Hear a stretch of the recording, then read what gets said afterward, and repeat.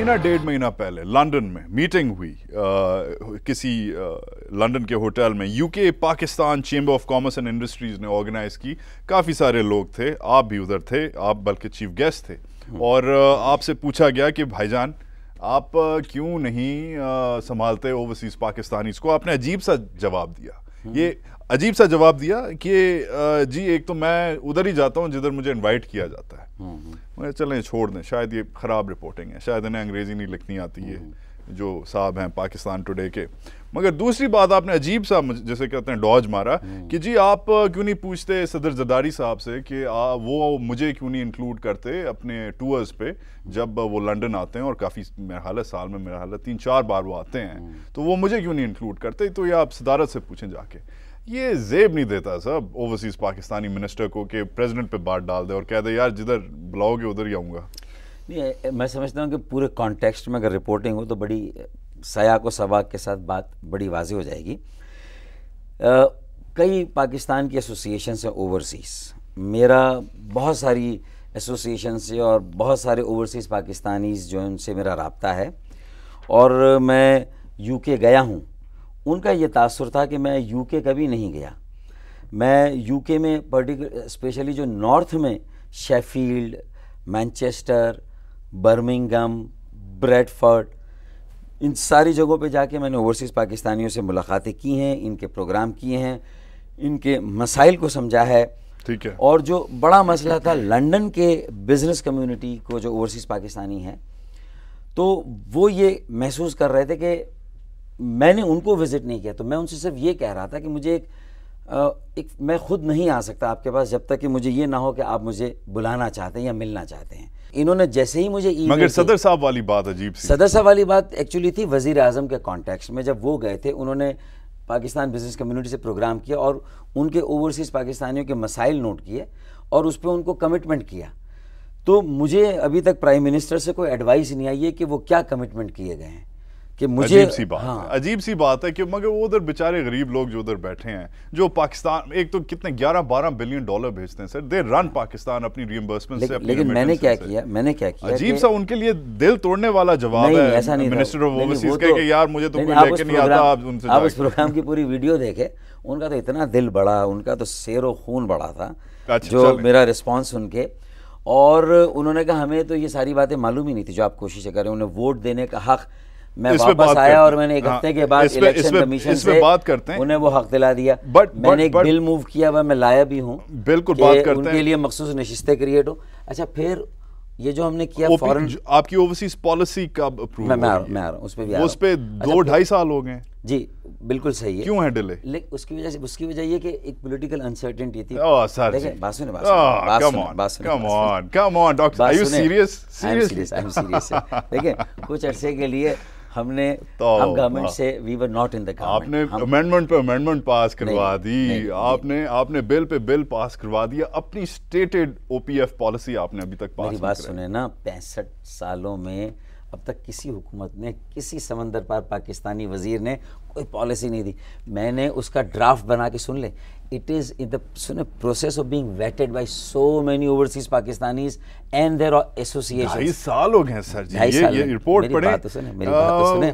For around 2 years लिखा हुआ है, पाकिस्तान टुडे की रिपोर्ट है। OPF last year circulated draft national policy. OPF ने सब काम कर लिया, फारूक सत्तार ने रोड ब्लॉक की। लास्ट ईयर जुलाई में सर्कुलेट की है policy by the overseas Pakistanis, for the overseas Pakistanis end of the overseas Pakistanis. यार, इतना डेमोक्रेटाइजेशन, तो उन लोगों को कंसल्टेशन में साथ लेना, उनको बोर्ड पे लेना, उनके मसाइल उनके मशवरों से हल करना, ऐसी अप्रोच तो इससे पहले इख्तियार की गई। इलेक्शन होने वाले हैं, खत्म हो गई है हुकूमत, कब करेंगे? हमें उनके डॉलर्स, पाउंड्स, धर्म्स और रियाल नहीं चाहिए बखुदा। ठीक है, वो भेजते हैं, मुल्क की हुब्बुल वतनी जो है अपना उसका हक अदा करते हैं। मगर इतना सा तो फर्ज बनता है कि 2-2.5 साल में उनके जो हक हकायक हैं सर उन्हें दे दें। बात है सर, ये पहला ड्राफ्ट बना है ओवरसीज पाकिस्तानीज के लिए पॉलिसी का।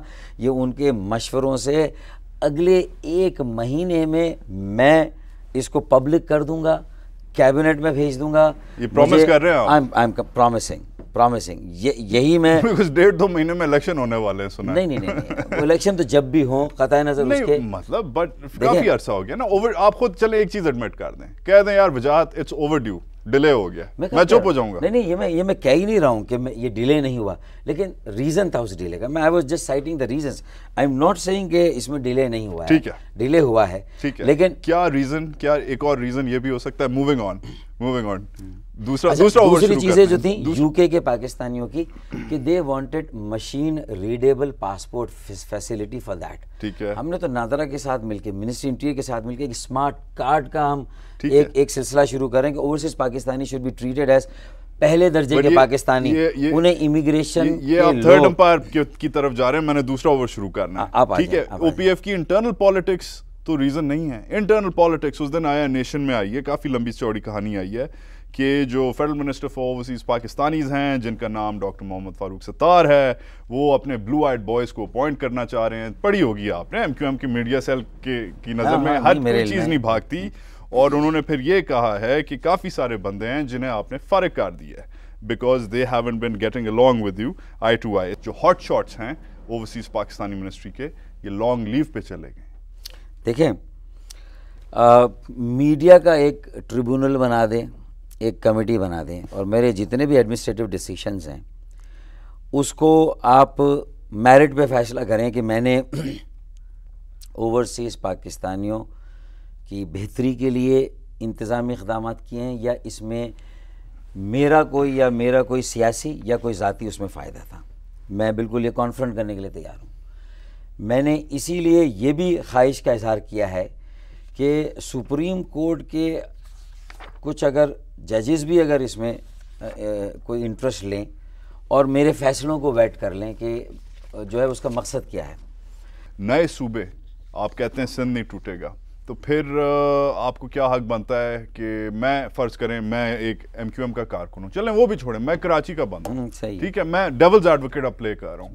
میں کہتا ہوں سر جی توڑیں سندھ, آپ کہیں نہیں یار سر نہیں توڑنا چاہیے, الطاف بھائی نے کہا ہے صحیح ہے. میں کہوں نہیں سر جی توڑیں سندھ بیکاز کراچی پورے ملک کو سپورٹ کرتا ہے, کراچی کو الگ کریں. Quick answer. دیکھیں, اگر کہیں پر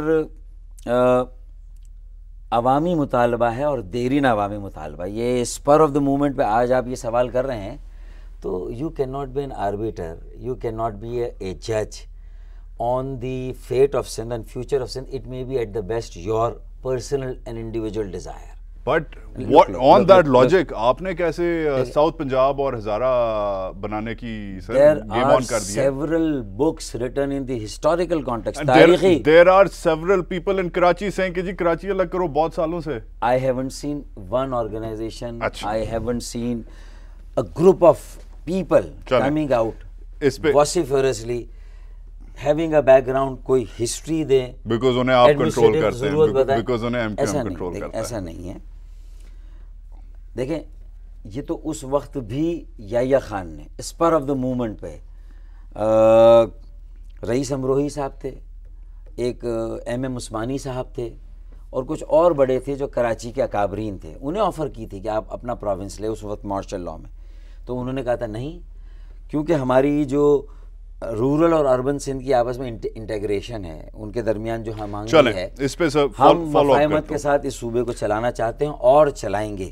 اور سندھی بولی تھی آپ نے, ڈویژن آف سندھ نہ کھپے نہ کھپے نہ کھپے, آپ نے کہا تھا نہیں ٹوٹے گا. بٹ اس پہ فالو اپ کرتا ہوں کیونکہ شاید کچھ ایسے لوگ ہیں جو ایم کیو ایم کے اندر ہوں یا ایم کیو ایم کے باہر ہوں جو چاہتے ہیں کہ سندھ ٹوٹے, اور ایم کیو ایم ایک آکورڈ پوزیشن میں آ جاتا ہے because it will gain from this position. ہمارے ساتھ رہیے.